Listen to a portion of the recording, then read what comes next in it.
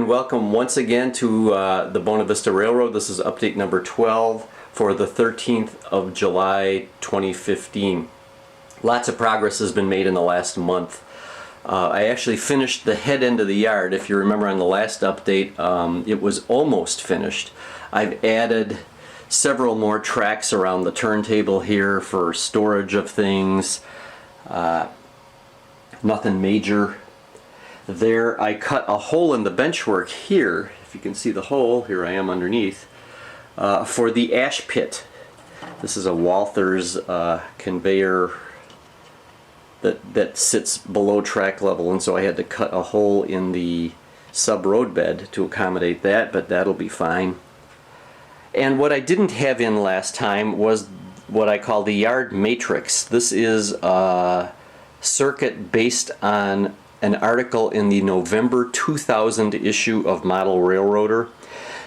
Basically what it is a rotary switch that allows you to select a route. So when I select, say that one, the red one, which is track number 1, it will align all the turnouts so that a train coming in off the main line will be routed directly into track number 1. When you go, you can hear all the tortoises grinding. When you go to number 4, it will route the train into track number 4. So that took a little bit of doing. The logic on that, it's only a 2 or 3 page article, but it just kind of took me a long time to work my head through that. The other big piece of progress is the fact that the back end of the yard is now finished. If you remember on the last update, we had no turnouts down here at all. So what I had to do was build 6 more turnouts and finish the track work for the back end of the yard, and once again had to do the matrix here.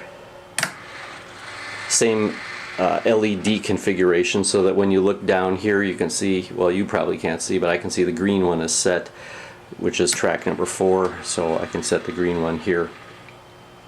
The big problem, the reason that this back end of the yard took so long was because when I was planning it in Third Planet, I didn't realize I had made a gross error in that I didn't have enough turnouts in the plan to accommodate all 5 classification tracks. So when I went to go build it, it was where does this track connect back to the main line?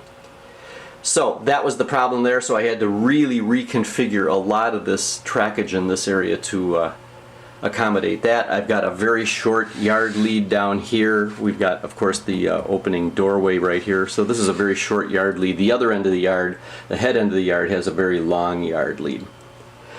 Plans for the future, I am going to put an industry back in this corner. Most likely it'll be the one that you're looking at right now, which is Weslowski Chemical. This means what I need to do is reroute the main line. This is the main line right here that goes along the corner.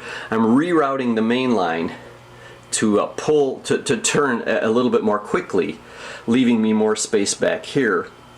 And then I'm going to add a spur over here where the main line kind of currently is, to accommodate the dropping loads off at Weslowski Chemical.